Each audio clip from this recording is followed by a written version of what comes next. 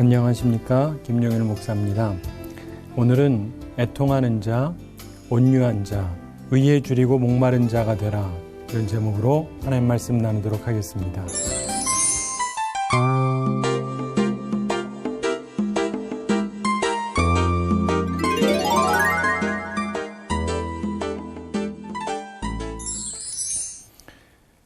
예수님께서 천국 복음을 전파하셨습니다. 하늘나라의 좋은 소식을 전파하셨죠.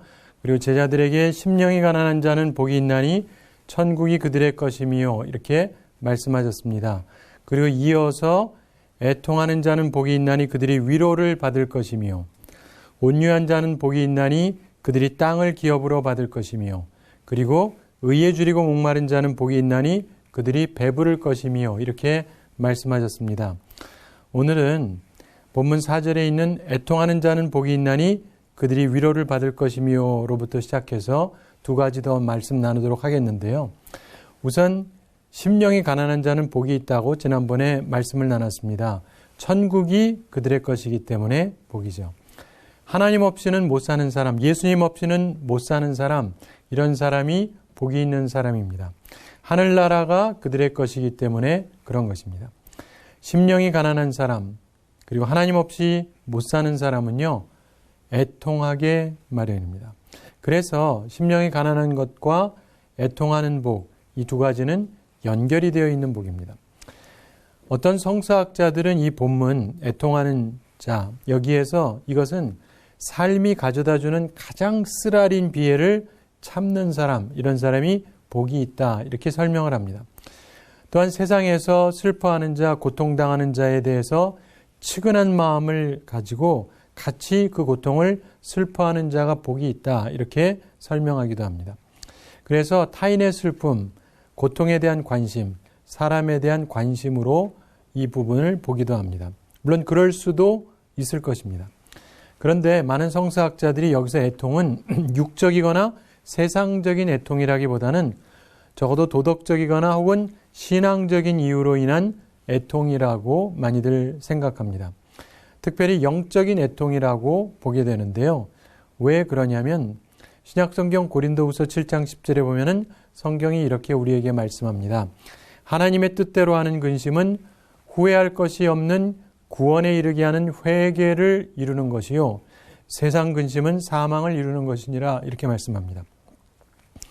우리 주님께서도, 예수님께서도 애통하셨지 않습니까? 근데 왜, 무엇 때문에 애통하셨는가 생각해 보면 사람의 죄 때문에 애통하셨던 것입니다. 특별히 여기서 쓰여진 단어, 이 애통하다, 이 말이 헬라어 원어를 살펴보면 펜세오라고 해서 슬퍼한다, 이런 헬라말 중에서도 가장 슬픔을 강하게 표현하는 낱말이 쓰여지고 있습니다. 그래서 사랑하는 사람이 죽었을 때 나타내는 극심한 비통함을 표현할 때 쓰는 단어입니다. 그래서 하나님의 뜻대로 하는 근심, 회개를 이루는 애통, 그것이 복인데요. 이러한 애통은 하나님으로부터 위로를 받을 것이기 때문에 복이라고 말씀하는 것입니다. 여러분, 탕자가 했던 애통이 있잖아요. 내가 여기서 줄여 죽는구나. 내가 아버지께 죄를 얻었다. 그런데 바로 이 애통에서 그가 돌이켜서 아버지께로 가게 되었던 것이죠. 그래서 회개하고 돌이키는 것은 사실상 애통할 때 시작이 됩니다. 나의 죄에 대한 자각이 있어서 애통할 때 변화가 가능한 것입니다. 돌이키는 것이 가능한 것이죠. 그래야 천국 복음, 하늘나라의 좋은 소식이 나의 것이 될 수 있고 위로를 받을 수가 있는 것입니다. 여러분, 죄가 있으십니까? 애통하세요. 그냥 탕자로 남아있지 마시고 돌탕이 되셔야 됩니다. 돌아온 탕자가 되셔야 됩니다. 내 죄가 있다면 애통하고 회개하셔야 돼요. 그리고 남의 죄를 볼 때에도 애통하고 복음을 전해야 됩니다. 하나님의 뜻대로 하는 근심, 회개를 이루어야 되는데 그것을 위해서 우리가 기도하고 또 복음을 전하고 그래야 됩니다. 그럴 때 하나님의 위로를 우리가 받게 됩니다. 하나님께서 우리를 품으시고 위로해 줄 것이기 때문에 그렇습니다. 여러분, 위로를 받는 복, 우리는 이 복을 현세에서 어느 정도 받게 될 것이고 나머지는 천국에서 완전하게 받게 될 것입니다. 잘 아시는 대로 천국에는 더 이상 눈물이 없습니다. 요한계시록 21장 4절에서 말씀하죠. 모든 눈물을 그 눈에서 닦아주시니 다시는 사망이 없고 애통하는 것이나 곡하는 것이나 아픈 것이 다시 있지 아니하리니 처음 것들이 다 지나갔음이러라. 이렇게 말씀합니다. 하나님의 위로로 살고 영원한 천국에서 완전한 위로를 받게 되는 우리 모두가 되기를 바랍니다. 오늘 두 번째로 보는 복은 온유한 복입니다. 본문 5절에서 온유한 자는 복이 있나니 그들이 땅을 기업으로 받을 것이며 이렇게 말씀합니다. 온유하다라는 말은요, 연약하다라는 말이 아닙니다. 온유하다는 말은요, 줏대가 없다 이런 말도 아닙니다. 온유하다는 것은요, 반대로 화가 날 때에도 자기 감정을 조절할 수 있는 것을 뜻하는 것입니다. 이 온유하다라고 하는 말은 헬라어 원어로 보면은 프라우테스라고 하는 말인데 이것은 지나친 노여움과 지나친 무사태평의 중간이다. 이렇게 볼 수 있습니다. 그래서 온유함은 지나친 분노 혹은 모자라는 노여움의 중간이에요. 그래서 분별력을 말씀하는 겁니다. 예수님께서는 온유하고 겸손하셨죠. 예수님께서 온유하셨다고 해서 전혀 화를 내지 않으셨다는 것이 아닙니다. 예수님께서는 언제나 감정을 조절하셨죠. 그러면서 화를 내셔야 될 때는 화를 내셨습니다. 그게 온유함입니다. 참된 온유함이라는 것은 분노할 만할 때 분노하고 해서는 안 될 때 감정을 조절하는 것을 참된 온유함이라고 하는 것입니다. 언젠가 우리가 살아가면서요, 이게 언제가 화를 내야 될 때인지, 언제가 참아야 될 때인지 이것을 아는 분별력 있는 상태가 온유함이라는 것이죠. 그래서 하나님에 의해서 조절되는 상태를 온유함이라고 말할 수 있는 것입니다. 하나님의 완전한 통치를 받는 삶과 감정을 말하는 거죠. 이런 사람이 복이 있는 사람입니다. 잠잠해야 될 때가 있고 말할 때가 있습니다. 근데 많은 사람들이요, 말해야 될 때 잠잠하고 잠잠해야 될 때 떠듭니다. 그래서 화를 자초하죠. 온유한 자가 복이 있습니다. 하나님의 다스림으로 자신의 감정이 조절되는 자가 복이 있는 것입니다. 이 온유함은 사람과의 관계, 즉 대인 관계에도 필요하고 동시에 하나님과의 관계, 대신 관계에도 기본이 되는 것입니다. 야고보서 1장 21절 후반에 보면은 너희 영혼을 능히 구원할 바 마음에 심어진 말씀을 온유함으로 받으라 이렇게 말씀합니다. 하나님의 말씀을 온유함으로 대해야 되는 것입니다. 예수님께서 하셨던 이 온유함과 관련된 말씀은 구약성경 시편 37편 11절과 관련되어진 말씀입니다. 거기에 보면은 그러나 온유한 자들은 땅을 차지하며 풍성한 화평으로 즐거워하리로다 이렇게 말씀합니다.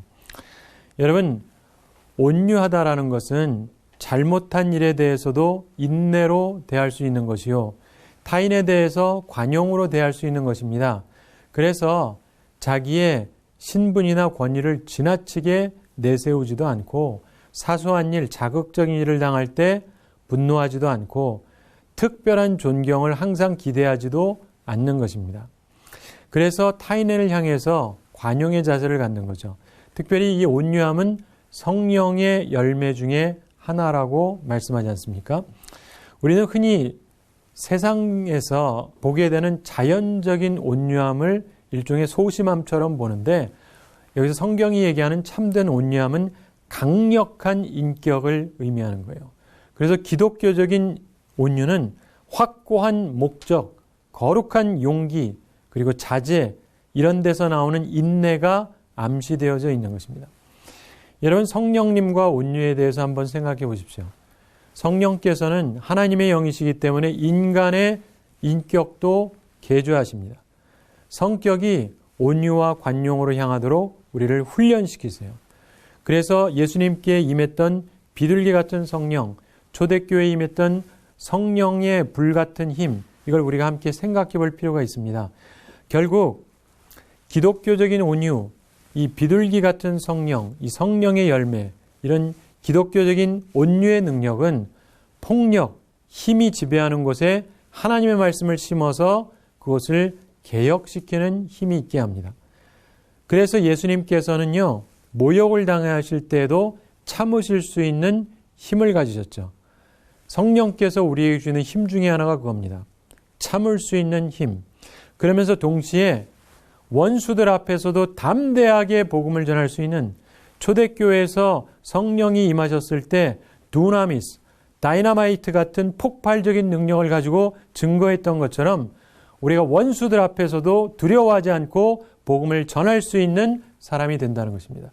그래서 이 두 가지가 모두 온유함의 모습이에요. 필요할 때 참을 수 있고 필요할 때 담대히 전할 수 있는 것. 이것을 분별하고 적절하게 활용하는, 하나님에 의해서 감정이 통제된 상태. 이것이 온유함입니다. 하나님의 뜻을 따라서 우리가 잠잠할 수 있는 것, 또 하나님의 뜻을 따라서 폭발적으로 증거할 수 있는 것, 이러한 것을 가진 사람이 복이 있다는 것입니다. 이런 사람들이 땅을 기업으로 받을 거라고 우리 주님께서 말씀하셨습니다. 우리 흔히 부모를 공경하는 사람들에게 세상적인 축복도 약속되어 있다는 것을 압니다. 그런데 동시에 온유하면 땅을 차지한다고 오늘 본문도 말씀했지만, 아까 말씀드린 것처럼 시편 37편 11절에서도 그러나 온유한 자들은 땅을 차지하며 이렇게 말씀합니다. 그래서 구약이나 신약이나 온유한 사람들에게 땅을 기업으로 차지하는 약속이 주어져 있는 것입니다. 우리가 살아가면서 보면 특별히 시편에서 있었던 그 말씀을 받던 이스라엘 사람들 입장에서는 그 땅이 가나안 땅을 의미하는 것이었겠죠. 그래서 그 사람들 입장에서는 가나안 땅을 회복하는 것을 이해했을지도 모릅니다. 예수님의 말씀을 듣는 사람들은 그랬을지도 모르죠. 로마 사람들이 지배하고 있으니까. 거기서 빼앗긴 것을 다시 찾는 것으로 생각하는 것일 수도 있을 것입니다. 물론 그럴 수도 있는데 많은 성서학자들은 그런 것이라기보다, 여기서 얘기하는 땅은 현세적인 것이라기보다 하늘나라를 의미한다라고 많이들 설명을 합니다. 이 부분을 잠깐 생각해 보겠습니다. 분명히 하나님께서 우리에게 하늘나라를 기업으로 주신다는 건 분명한 사실입니다. 그래서 새하늘과 새 땅을 우리에게 주신다는 것이 사실입니다. 따라서 그것을 기억하시기 바랍니다. 그런데 그러면은 지금 이곳에서의 이 땅에서는 어떤가 한번 생각해 보십시오. 이것도 조금 더 깊게 생각할 필요가 있습니다. 이 땅은 아니냐? 여러분, 기업이 무슨 의미인지를 잘 이해하셔야 됩니다. 하나님께서 가나안 땅을 이스라엘 백성들에게 기업으로 주셨어요. 기업은 땅으로 줬지만 단순한 땅이 아니에요. 생활의 방편이 되는 겁니다. 그래서 나와 내 자손의 미래의 생활의 방편이에요. 따라서 이 말씀은 사실상 여전히 유효하다고 볼 수 있어요. 이 땅에서도. 물론 영원한 천국의 기업을 포함하는 것이죠. 여러분, 하나님의 말씀을 온유함으로 받고 사람에게도 온유함으로 대하는 사람은 복이 있습니다. 그들에게 기업이 있어요. 그들에게 미래가 보장이 될 것이기 때문에 그렇습니다. 여러분, 세계 정복의 선구자였던 알렉산더 대왕 잘 아시죠? 그분이 용기가 있고 또 지혜가 있고 그래서 수많은 나라를 빠른 시간에 정복을 했습니다. 그러나 그분에게 부족했던 것이 있는데 온유함이 부족했어요. 그것이 결국 그를 파멸로 이끌어갔다고 우리는 봅니다. 어느 날 알렉산더 대왕이 술에 잔뜩 만취해가지고 억제할 수 없는 분노로 홧김에 자기가 가장 사랑하던 친구에게 창을 던졌어요. 그래서 그를 죽게 했습니다. 결국 정신 차리고 나서는 크게 후회했죠. 여러분, 온유함이 부족하면, 내 감정을 통제할 수 없으면 가장 많은 영토를 차지해도 미래가 없는 거예요. 내가 가장 사랑하는 사람을 내 손으로 죽여버리니 무슨 미래가 있겠습니까? 우리가 예수님의 온유함을 배울 수 있게 되기를 바랍니다. 그것이 내게 주어진 땅을 기업으로 얻고 또 미래를 얻는 길이기 때문에 그렇습니다. 오늘 주님께서 가르쳐 주시는 세 번째, 복 중에서 네 번째에 해당하는 말씀은 의에 줄이고 목마른 복에 대해서 말씀하고 있습니다. 본문 6절에서 의에 줄이고 목마른 자는 복이 있나니 그들이 배부를 것이며 이렇게 말씀합니다. 자, 의에 줄이고 목이 마르다. 그렇다면 이것은 결핍 상태를 얘기하는 것 같은데 단순히 결핍이라기보다는 이것은 갈망을 뜻하는 것입니다. 그래서 하나님과의 관계를 간절히 원하는 사람을 뜻하는 것입니다. 여러분, 모든 사람은 이 현세와 내세에 다 행복을 원하죠. 그러나 참된 기독교인들은 의를 먼저 간구하는 거예요. 그 다음에 행복을 원하는 겁니다. 이 순서를 정확하게 생각하셔야 돼요. 왜냐하면 참된 의가 있는 곳에 진정한 행복도 따라오기 때문에 그렇습니다. 여러분은 무엇을 갈망하세요? 행복만을 갈망하십니까? 아니면 의를 갈망하십니까? 진정으로 하나님을 갈망하느냐? 여러분, 여기 쓰여진 의에 줄이고 목마른 자 있는데 쓰여진 의, 여기에 보면 정관사가 붙어 있습니다. 즉 의가 하나라는 뜻인데 다시 말해서 모든 의가 내포된 것입니다. 그리고 이것은 예수 그리스도를 의미하는 것입니다. 그래서 예수 그리스도에게 줄이고 목마른 자를 뜻하는 거예요. 여러분들이 갈망하는 것, 제가 갈망하는 것, 그것이 무엇이냐? 행복이냐? 아니면 예수 그리스도냐? 우리들이 정말 갈망해야 되는 것은 예수 그리스도, 의를 갈망해야 된다는 것입니다. 예수님께서 볼지어다 내가 문 밖에 서서 두드리노니, 이 이야기를 교회 안 다니는 사람들한테 하신 것이 아니라 요한계시록에 보면 교회를 향해서 하셨던 말씀입니다. 믿는 사람들에게 하셨던 말씀이에요. 내가 문 밖에 서서 두드린다. 우리가 해야 될 일은 뭡니까? 문만 열면 돼요. 그러나 많은 경우 우리는 세속적인 것을 너무 많이 원합니다. 그리고 얻어서 욕망을 충족을 시킵니다. 그러나 특이한 것은 만족을 얻지 못해요. 제가 간혹 웃자고 하는 얘기긴 하지만 제가 어렸을 때만 해도요, 지폐 1,000원짜리 한 장만 집어도요, 너무 행복했습니다. 그거 하나만 있어도 천하를 얻은 것 같았습니다. 자, 요즘 어른들이 어렸을 때는 그러던 사람들이요, 지금 1,000원짜리 한 장 주고, 아니 10,000원짜리 한 장 주면 온 세상을 가진 것 같이 행복해 합니까? 아니잖아요. 이유가 뭘까요?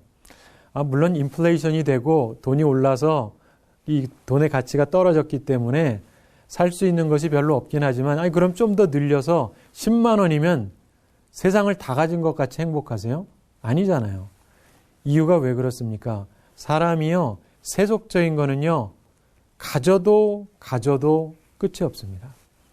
아무리 먹어도 소금물을 먹으면 갈증을 일으키듯이 우리들의 삶 속에서 불만을 가지고 무언가 세속적인 것을 계속 얻으려고 하다 보면 또 다른 욕망만을 낳게 되는 것입니다. 그렇기 때문에 여러분들의 삶 속에서 참된 만족을 얻으려고 한다면 돈을 더 가져야 만족되는 것이 아니라 예수 그리스도에 대한 갈망을 가지셔야 돼요. 예수 그리스도를 향한 갈망이 있는 사람만이 만족이 무엇인지를 알게 되기 때문에 그렇습니다. 참고로 여기서 의라고 하는 것을 말씀할 때 의에 줄이고 목마르다 할 때 정관사가 쓰여지기도 했지만 또한 동시에 보통 이 의라고 하는 말이 쓰여질 때는 이것을 의에 줄이고 목마르다 할 때 보통은 의를 속격으로 쓰는데 본문에서는 직접 목적격으로 쓰여져 있습니다. 이게 무슨 말이냐면 문법적으로 의의 일부를 원한다가 아니라요, 전부를 원한다, 이런 뜻이에요. 다시 말해서 의를 빵으로 비유하고 의를 물로 비유하자면, 빵이라고 한다면 빵의 일부를 갖고 싶다, 이게 아니라 빵의 전체를 갖고 싶다. 내가 목마르다면 주전자에 있는 물에 한 컵을 마시고 싶다가 아니라 주전자의 물 전부를 내가 원한다. 이때 쓰여지는 방식이에요. 그래서 여기에서 의에 줄이고 목마르다라고 하는 것은 예수님의 일부분, 예수님의 말씀의 일부분을 원한다가 아니라 예수님에 대해서 전부를 원한다. 예수님에 대한 절대적인 갈망을 뜻하는 것입니다. 근데 보면 많은 사람들이요, 예수님을 따른다고 하지만 예수님에 대한 부분적인 의로 만족해 합니다. 주님에 대해서 조금 알면 더 원하지를 않아요. 그렇기 때문에 진정한 충족감을 느끼지를 못하는 것입니다. 근데 오늘 말씀은 우리가 전체적이고 총체적인 의, 완전한 의, 우리 주님의 전부를 갈망하는 사람이 복이 있다고 말씀합니다. 이런 사람이야말로 배부를 것이라는 겁니다. 참된 만족을 누리게 될 것이라는 거죠. 여러분, 우리가 살아가면서 무엇을 가져야 만족이 있느냐? 예수 그리스도를 온전히 소유한 사람, 이런 사람들이 참된 만족을 누리게 되는 것입니다. 바라기는 의에 줄이고 목마른 자들이 되기 바랍니다. 예수님에 대해서 줄이고 목마른 사람, 예수님의 전부를 원하는 사람, 예수님의 전부를 갈망하는 그런 우리들이 되기 바랍니다. 그렇게 살아갈 때 우리가 배부르게 될 것이고 만족하게 될 것이기 때문에 그렇습니다. 말씀을 마치면서 우리가 정리하면서 한번 생각해 보게 되기를 원합니다. 기본적으로 예수님의 제자들에게 주신 주요 메시지가 천국 복음입니다. 하늘나라의 기쁜 소식, 하늘나라의 좋은 소식입니다. 이것이 우리 속에 실체적으로 이루어지기를 주님께서는 원하셨어요. 가장 기본적인 것이 심령이 가난한 것입니다. 우리가 정말 아무것도 없다고 나 스스로가 인정하고 하나님만을 갈망하는 사람, 예수님만을 갈망하는 사람이 되라는 겁니다. 그런 사람들에게 천국이 주어진다고 말씀하고 있습니다. 그러면서 오늘 우리에게 애통하는 자가 되라고 말씀합니다. 정말 가장 슬퍼하는 자처럼 나의 죄에 대해서, 다른 사람의 죄에 대해서 정말 애통하는 사람이 되라는 겁니다. 탕자가 애통하고 자기의 처지에 대해서, 자신의 잘못에 대해서 뉘우치면서 방향을 전환하고 그리고 아버지께로 돌아가서 아버지의 사랑을 받았던 것처럼 우리도 처절하게 애통하면서 방향을 바꿔서 주님께로 향하고 주님께서 주시는 사랑으로, 하나님의 위로로 충만해지라고 말씀하시는 것입니다. 그리고 주님께서 또한 우리에게 가르치시는 것은 온유한 자가 되라는 것입니다. 우리의 감정을 조절할 수 있는 사람이 되라는 것입니다. 하나님께서 지금 나한테 원하시는 것이 무엇인가? 내가 모욕을 당하고 기분이 상한다 할지라도 하나님께서 날더러 참기를 원하신다면 참는 것이요. 상황이 내게 두렵다 할지라도 하나님께서 목을 걸고 선포하라고 하면 두려워하지 않고 목을 걸고 얘기할 수 있는 이러한 온유함을 가지라는 것입니다. 바로 이런 사람에게 땅이 기업으로 주어질 것이다. 그런 사람에게 미래가 있을 것이라고 주님께서 말씀하는 것입니다. 그리고 또한 의에 줄이고 목마른 자가 되라고 말씀합니다. 의는 예수님을 의미하는데 예수님의 총체적인 것을 갈망하라는 거예요. 일부가 아니라 예수님 전체를, 정말 예수님의 모든 것을 갈망하면서 주님을 따라오라는 거죠. 이런 사람이야말로 만족함을 얻게 될 것이라는 겁니다. 수많은 사람들이 예수님을 따라왔습니다. 그런데 수많은 사람들이 따라오다가 말았습니다. 많은 사람들이 돌아갔어요. 예수님에 대해서 총체적으로 원하지 않았기 때문에 불만을 가지고 떠나게 됐습니다. 여러분들 마음속에요, 예수님에 대해서 의에 줄이고 목마른 마음, 주님의 전체적인 것을 내가 무엇도 가리지 않고 다 얻기를 원한다, 이런 자세가 있을 때 결국 우리는 완전한 만족을 누리게 되는 것입니다. 바라기는 이 말씀대로 살아서 천국 백성의 복을 누리며 살아가는 우리 모두가 되기를 바랍니다. 우리 한 주 동안 지내면서도 주의 말씀을 기억하면서 애통하는 자가 되고 온유한 자가 되고 의에 줄이고 목마른 자가 되기를 바랍니다. 감사합니다.